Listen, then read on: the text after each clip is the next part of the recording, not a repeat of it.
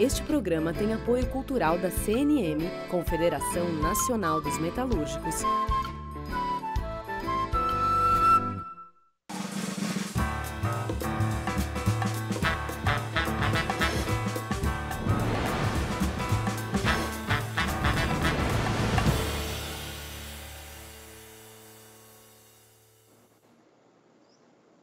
Olá, começa agora mais um Entrevistas. Comigo na minha casa, com o entrevistado também em local fechado para evitar aglomerações. Razão pela qual estamos ambos sem máscara. E o entrevistado de hoje é mais do que especial. Eu vou conversar com o líder indígena, com o ambientalista, com o filósofo, com um dos escritores brasileiros mais lidos na atualidade, no exterior inclusive. Eu vou conversar com Ailton Krenak. E quero começar essa conversa, Ailton Krenak, lhe fazendo uma pergunta simples. Quando você ouve alguém dizer a você, calma, Ailton, o Brasil é nosso, te ocorre perguntar, é nosso de quem, cara pálida? Boa tarde, Juca. Boa tarde a todos que estão nos acompanhando agora à tarde nessa conversa à distância.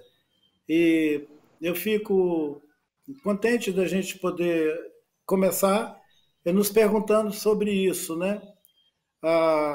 Eu já escutei, desde menino eu escutava essa conversa, calma, o Brasil é nosso.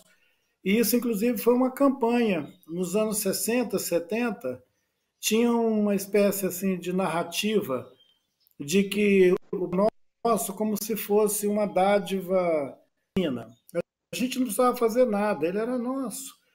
A gente pensa ainda, de certa maneira, que a Amazônia também é nossa. Aí ela vai sendo devorada, comida, estraçalhada, mas as pessoas andam dizendo, a Amazônia é nossa. Diante das duas afirmações, eu sempre me senti muito mal. E essa afirmação do Sudeste, por exemplo, de que a Amazônia é nossa, ela é uma ofensa para os povos que sempre viveram lá e precisam dela estabilizada para viver. Ela está sendo devastada e ainda tem gente que fica levantando uma bandeira dizendo a Amazônia é nossa, o Brasil é nosso, a terra é nossa. Então, assim, essa ideia é confortável de pessoas que recebem dádivas do céu, elas me fazem observar essa frase que está aí na sua estante. Deus prefere os ateus. É isso. E para quem eventualmente não conheça Ailton Krenak, eu vou voltar no tempo, vou voltar a 1987. Quando um discurso de Ailton Krenak na Constituinte abalou as estruturas do país e serviu, sim, grandemente para que os direitos indígenas fossem consagrados na nossa Constituição. Vamos ver um trecho desse discurso. E eu espero não agredir com a minha manifestação o protocolo dessa casa.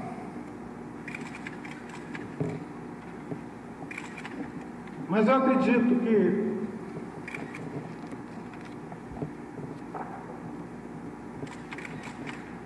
os senhores não poderão ficar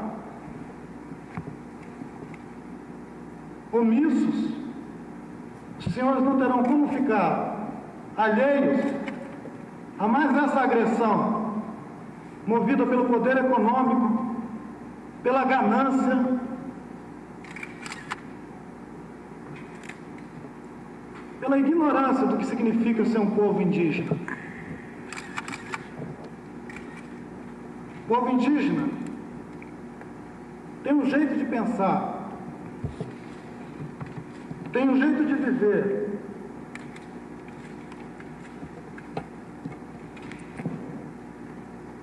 tem condições fundamentais para a sua existência e para a manifestação da sua tradição, da sua vida, da sua cultura, que não colocam em risco e nunca colocaram a existência sequer dos animais que vivem ao redor das áreas indígenas, quanto mais de outros seres humanos.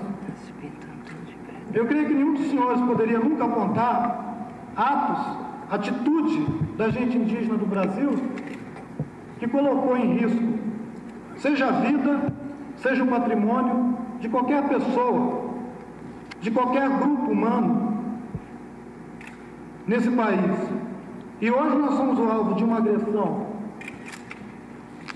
que pretende atingir, na essência, a nossa fé, a nossa confiança de que ainda existe dignidade,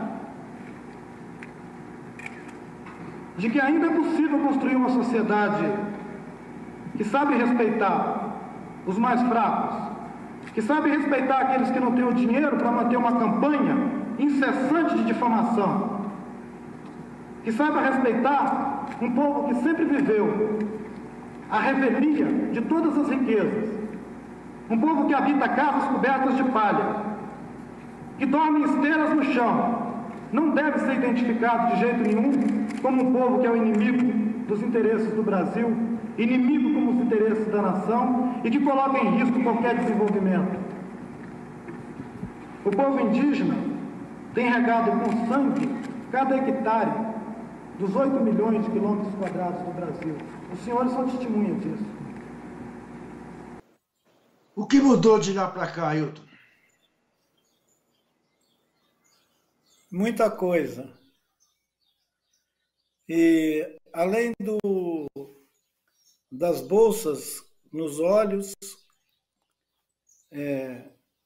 mudou muita coisa, porque aquela Constituição que o doutor Ulisses Guimarães dizia que era cidadã, ela está sendo ofendida toda hora e todo dia pelo Estado brasileiro através de muitas vozes. Vozes do Executivo, do Legislativo, do Judiciário, é como se a República tivesse entrado em insolvência. Ailton, a gente ouve muito em certas áreas, principalmente da imprensa mais reacionária, que chamar o genocida de genocida é um exagero e é uma impropriedade, porque genocida é aquele que liquida um povo. É impróprio dizer que o povo indígena no Brasil é vítima de um genocídio?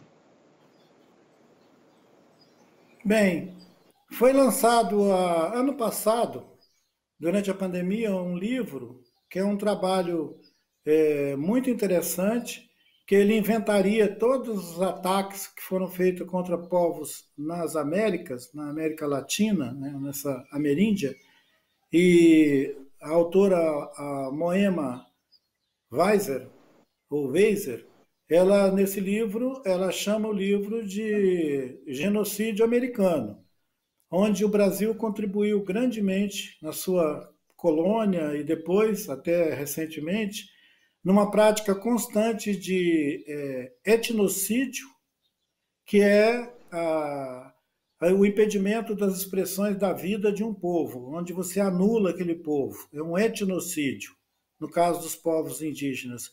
E o genocídio é quando ele mata. É muito interessante observar que essa história ela é longa, ela não começou outro dia e ela é desde o século XVII. A ocupação das Américas é feita no sentido de banir os nativos e colocar outros povos, colonizar. E a colonização no Brasil ela é estável. Então, o genocídio é uma política continuada do Estado brasileiro. Juca, sabe uma coisa interessante? A história diz que houve um genocídio na Europa, quando milhões de pessoas foram levadas para campos de concentração e foram aniquilados. Aqueles corpos foram aniquilados. Isso não significa que aqueles povos, no sentido de nações, todos foram aniquilados, mas uma grande parte sofreu esse dano e é chamado de genocídio. Então, se aquilo foi um genocídio, é hediondo, por que esse americano é relativizado? Evidente, você tem toda a razão. E eu queria que você respondesse a Elisa Stronioli, que é do movimento de atingidos por barragens, sobre a questão da poluição dos rios no Brasil. Olá, meu nome é Elisa, eu sou integrante da Coordenação Nacional do Movimento dos Atingidos por Barragens. No próximo dia 5 de novembro se completam 6 anos do crime da Samarco, da Vale, da BHP, lá em Mariana, e no próximo dia 25 de janeiro do ano que vem são 3 anos do crime da Vale em Brumadinho.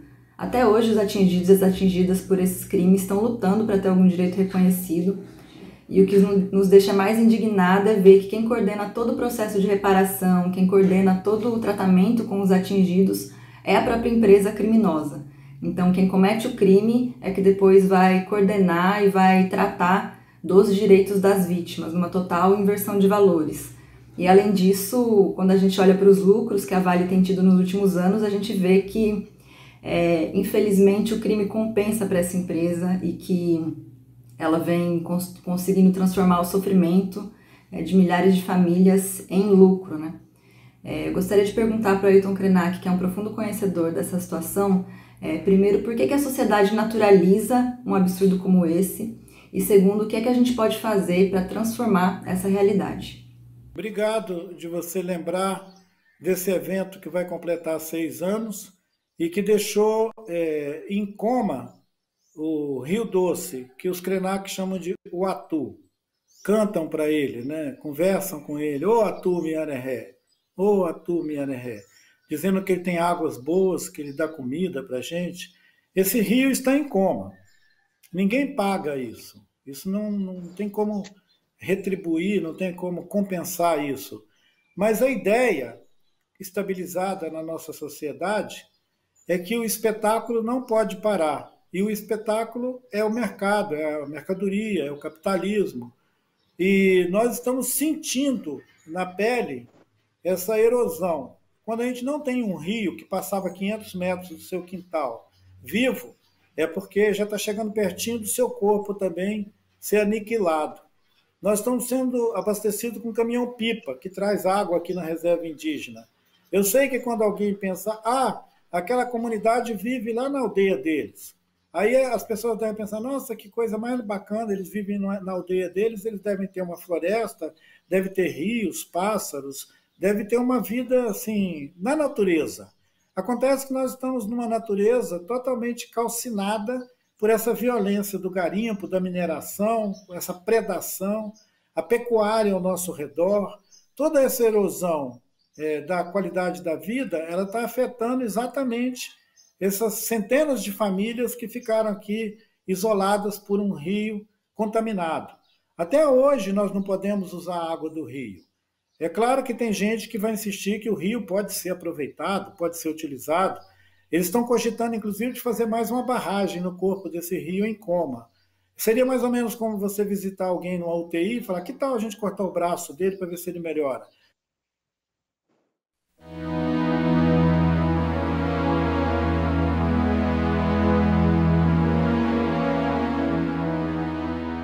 Ailton Krenak é um desses personagens únicos na história da vida brasileira contemporânea.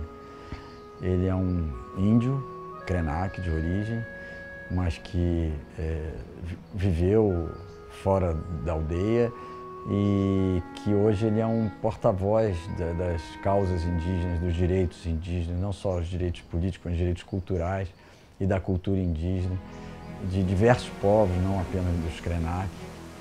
Honrar essa dádiva da vida é viver com o coração aberto. Nós vamos fazer um rápido intervalo e voltamos em seguida.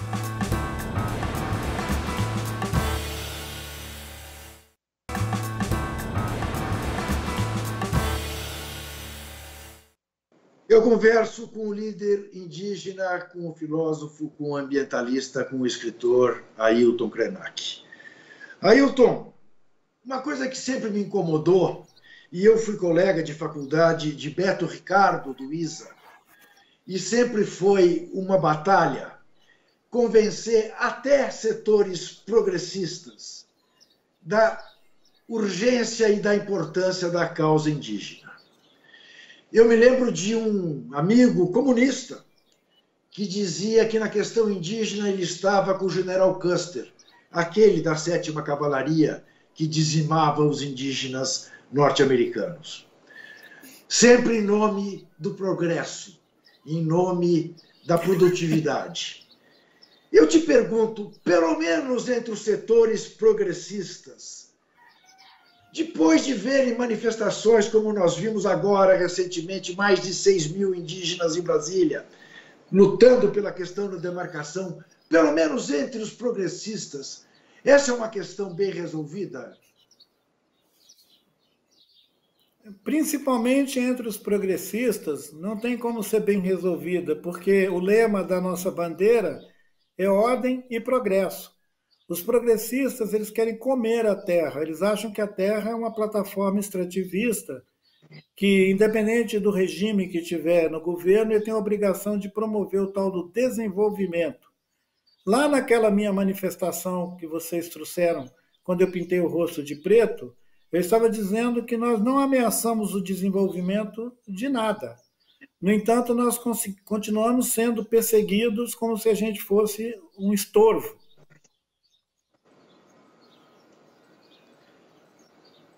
O genocida na ONU disse que cada vez mais ele encontra indígenas que querem ser introduzidos no agronegócio, que estão absolutamente de acordo com a ideia da produtividade, que querem ir além da economia de subsistência.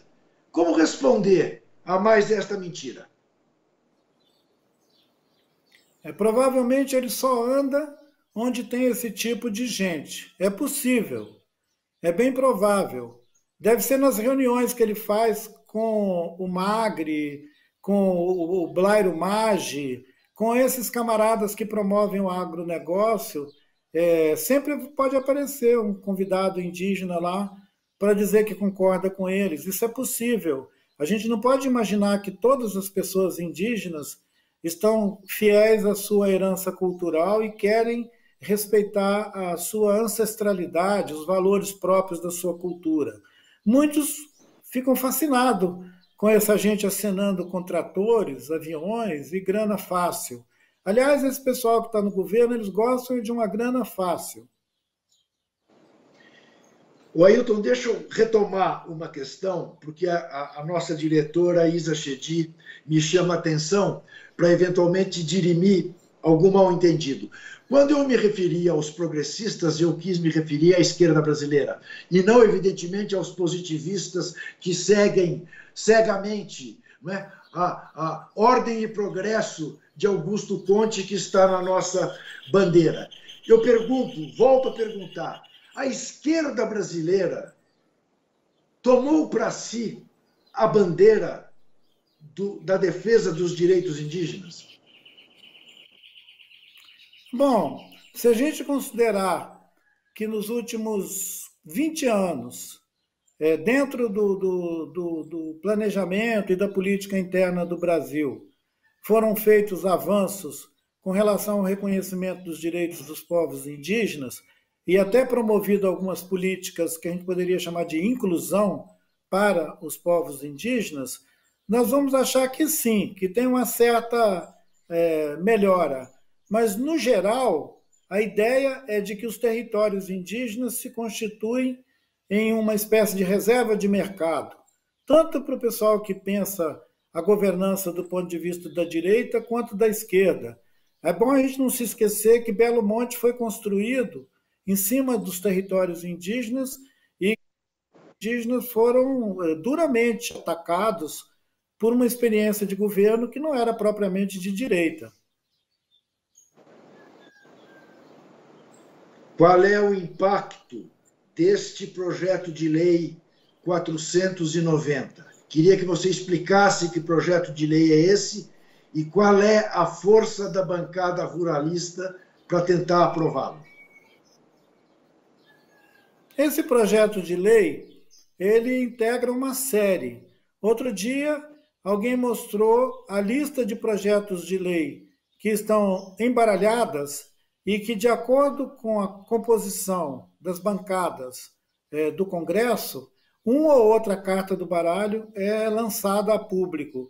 Junto com o debate sobre o marco temporal, acharam que era oportuno também liberar geral o fato de que particulares pudessem tomar posse, reivindicar, ocupar terras públicas. Então, seria uma espécie de o último avanço privado em cima do patrimônio público da União, porque as terras que os povos indígenas ocupam, as unidades de conservação, os parques nacionais, eles são terras da União, são terras públicas. Elas deveriam ser patrimônio da comunidade brasileira toda. Tem gente que prefere sugerir que os índios são proprietários dos seus territórios. É mentira. As terras habitadas pelo povo indígena é da União, assim como um parque nacional, assim como essa área que tem aí, que abastece São Paulo de água, a Serra da Cantareira, tem algumas áreas ali que não podem ser apropriadas particularmente porque elas precisam ser mantidas como reservatório. Os territórios indígenas também têm essa natureza. Nós ocupamos sob uma proteção da Constituição. Esse decreto, ou esse projeto de lei que quer virar uma lei, ele pretende regularizar a invasão de terras. Ele é chamado, inclusive, de PL da grilagem. É um projeto de lei que vai regulamentar a grilagem numa espécie de saque, de incorporação de milhões de hectares de terra ao patrimônio privado de algumas empresas e principalmente de alguns indivíduos. Isso está assolando muita vontade de pessoas que têm dinheiro ou que têm arma para ocupar terras, criar uma situação de fato em Rondônia, no Mato Grosso, no Tocantins, no Pará, e que alguns meses depois eles vão entrar em juízo, vão judicializar o caso e vão dizer que tem um projeto de lei que diz que eles podem reclamar a regularização fundiária. É muito curioso, porque ele foi produzido de uma maneira muito articulada com a ideia do cadastro ambiental rural no Brasil, esse CAR. Tem uma obrigação que era muito bem-vinda, que foi vista com o socioambientalismo, achou que bom, agora todo mundo vai saber quais são as terras privadas e quais são as terras públicas no Brasil. Aí dispararam um instrumento que era um instrumento de cadastrar as propriedades rurais. Esse PL ele vem para embaralhar tudo, é para ninguém saber quem é dono de nada e proporcionar a grilagem. É isso que é esse projeto de lei. A gente tem que questionar e perguntar a serviço de quem que nós continuamos a perpetuar práticas coloniais ou colonizadoras de relação.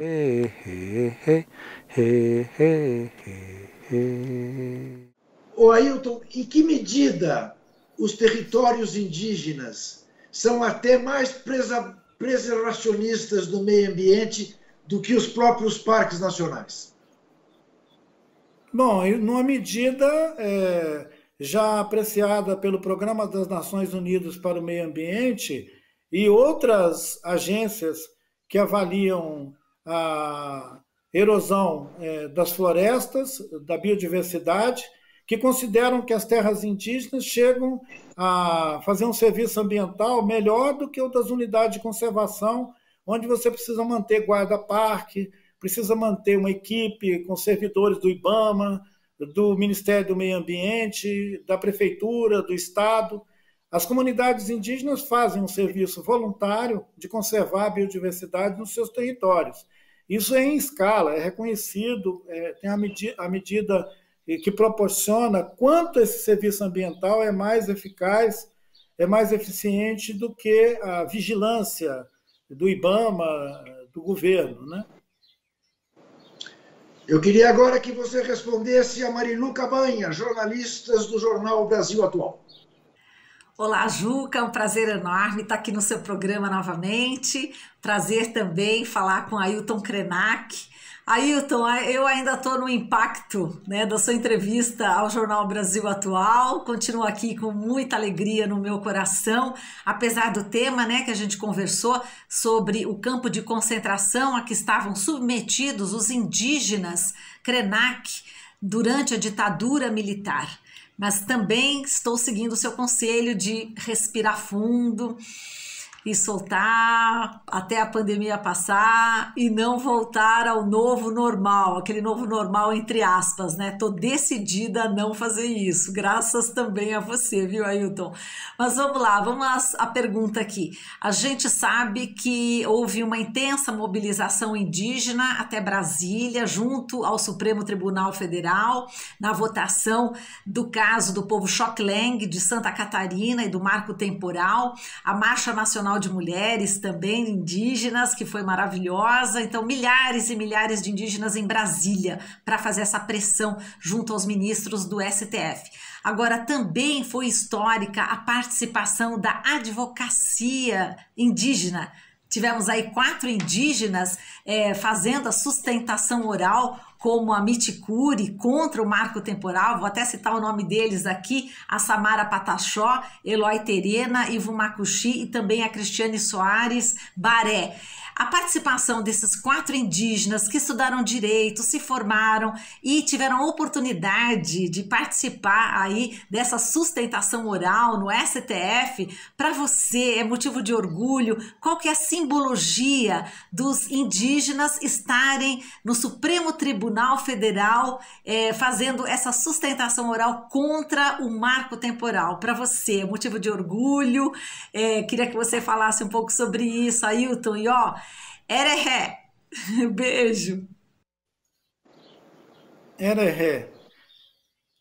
Marilu, é uma alegria muito grande ver que as novas gerações seguem, ao contrário do que sugere que os índios estão loucos por fazer com sua vida e com seus territórios, as gerações seguem num sentido de honra os seus ancestrais. É muito bonito ver esses jovens, eles têm menos de 30 anos e estão muito preparados, se dedicaram a esse engajamento e a conhecer também as leis, conhecer a complexa engenharia jurídica, né, do sistema jurídico. Não é fácil, é um território árido, e eu fico muito feliz do Eloy, né? Eu fico muito feliz também dessa...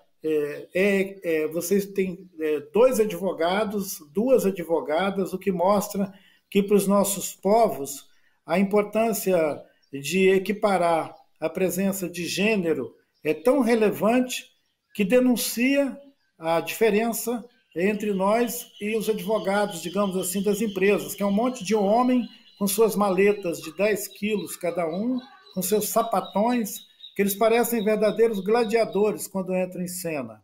Os nossos advogados, eles acreditam que eles estão advogando em nome da Mãe Terra. E eles fazem isso com uma confiança e uma serenidade admirável. Eles estão de parabéns. Obrigado por você ter mencionado o nome dos homens e mulheres indígenas que estão cada vez mais tendo que assumir essa defesa dos direitos indígenas. O que, de certa maneira, é uma resposta ao momento que nós estamos vivendo, mas que não seria o ideal, porque o ideal é que esses direitos fossem respeitados e nós não tivéssemos que passar por essa virtual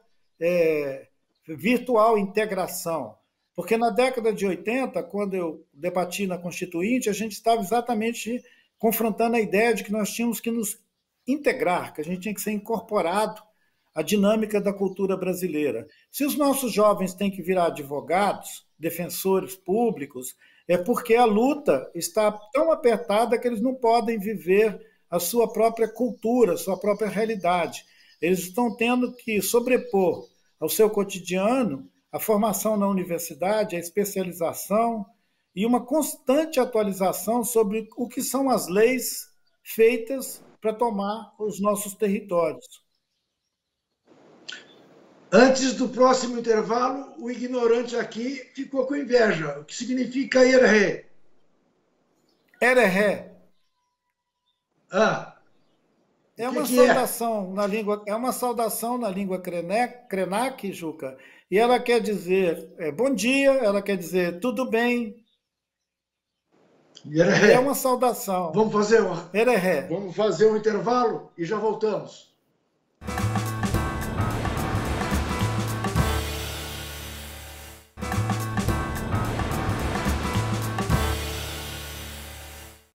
Volto a conversar com o líder indígena Ailton Krenak e já emendo uma pergunta de Divina Lopes, do MST do Maranhão.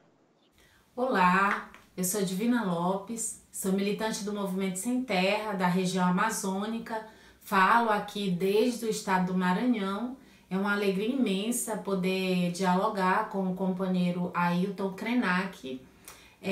Eu gostaria que ele se colocasse um pouco em relação a como que, né, ele está vendo o avanço do capital sobre a natureza em nosso país, um avanço do capital que aqui em nosso país se materializa a partir da ação perversa do agronegócio em nossos territórios, nos territórios indígenas, quilombolas, nos territórios camponeses, e a gente sabe que o agronegócio em nosso país é o grande responsável pela produção da fome, pela produção do envenenamento, né, do nosso solo e pela produção mesmo, né, da destruição ambiental, que a gente vê se aprofundando cada vez mais sobre os nossos biomas. Então, eu queria que você comentasse um pouco como que você está vendo o avanço do capital sobre a natureza, sobre os povos, sobre os territórios, mas também a luta e a resistência das populações indígenas, das populações camponesas.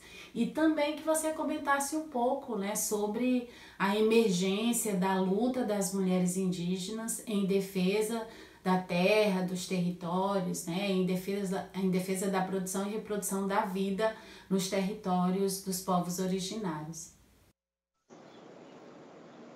Faz escuro, mas eu canto. Que bonito a gente evocar Tiago de Mello, né? E lembrar que, para além do agronegócio, a mineração, o extrativismo florestal, as madeireiras, a substituição da floresta por monocultura, tanto voltada de alimentos, que é uma falar, para a produção das monoculturas, como o eucalipto. Outras espécies que estão ocupando os territórios, concorrendo com os lugares de produção de alimento, invadindo, inclusive, campos e aldeias indígenas, criando no campo, acelerando esse fim de mundo, né, que o capitalismo se apropria dos nossos territórios como se fosse uma plataforma extrativista.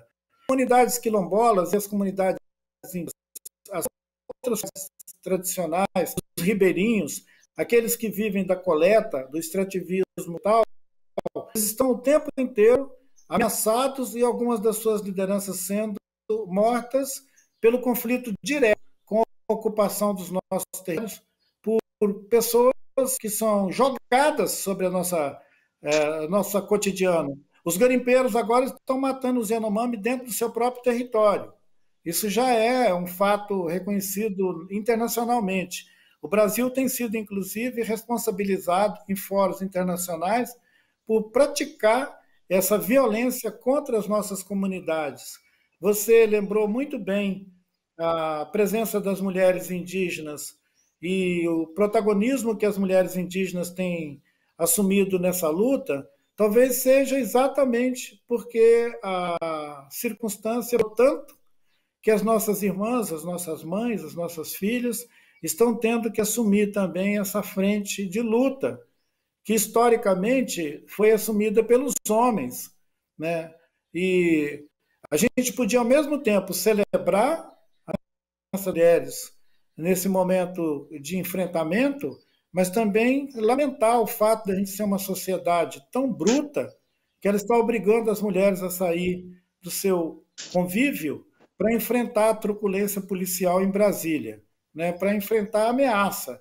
É bom não nos esquecer que durante a última estadia em Brasília, o pessoal do governo, os bolsonaristas, cercaram o acampamento indígena e ameaçaram jogar bombas, botar fogo, e diziam, vamos passar o fogo nesses baderneiros, qualquer coisa desse tipo.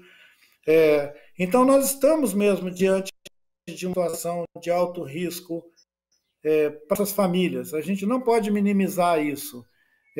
Sabemos que debate que ainda vai se estender por algum tempo, mas quem dera que a gente pudesse se livrar de um governo violento e antial com a efetivação de um impeachment contra esse governo. Mas parece que ainda estamos muito tímidos em relação a isso.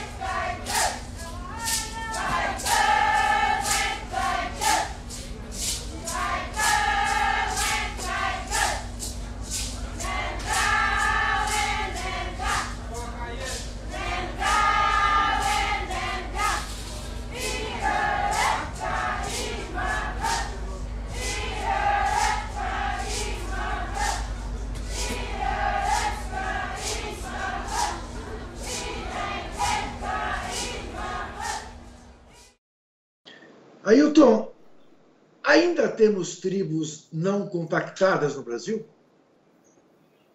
Com certeza, Juca. O Sidney Possuelo estava outro dia num encontro semelhante àquele que nós fizemos junto com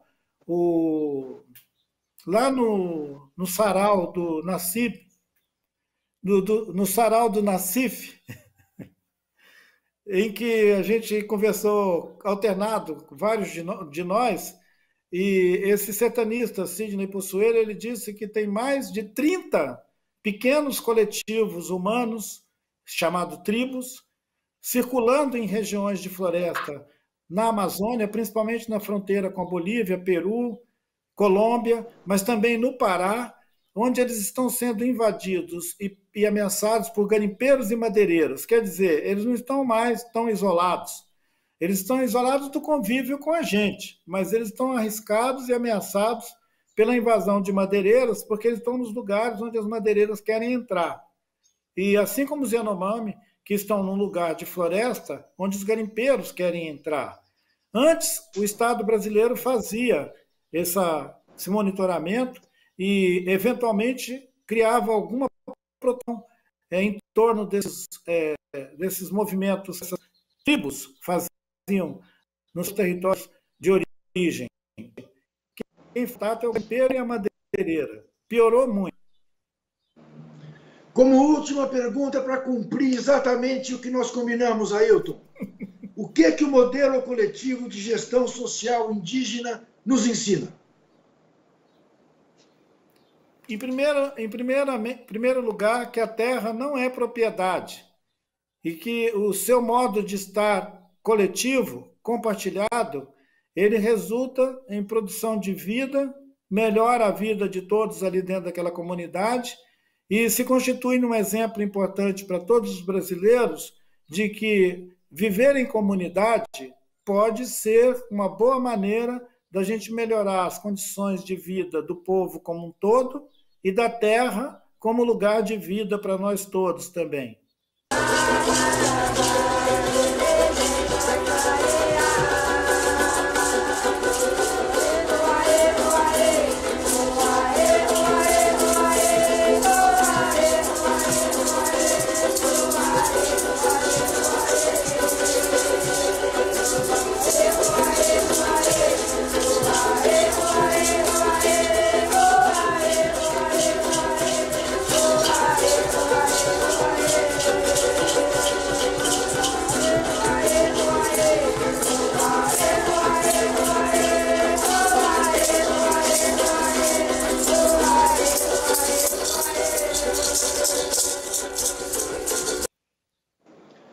Ailton Krenak, eu lhe agradeço muitíssimo por essa entrevista. Conversar com você é dessas coisas que a gente bota no currículo, eu vou botar no meu.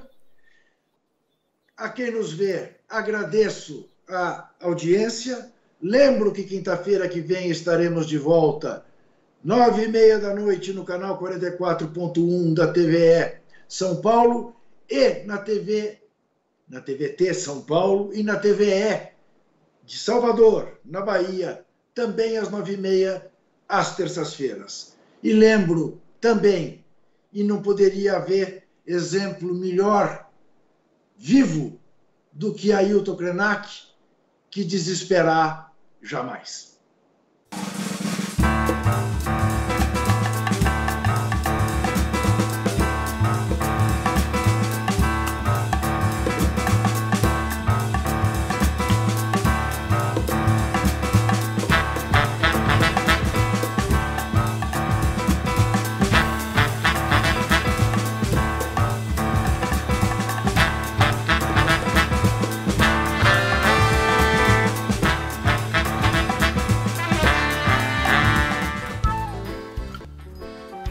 Este programa tem apoio cultural da CNM, Confederação Nacional dos Metalúrgicos.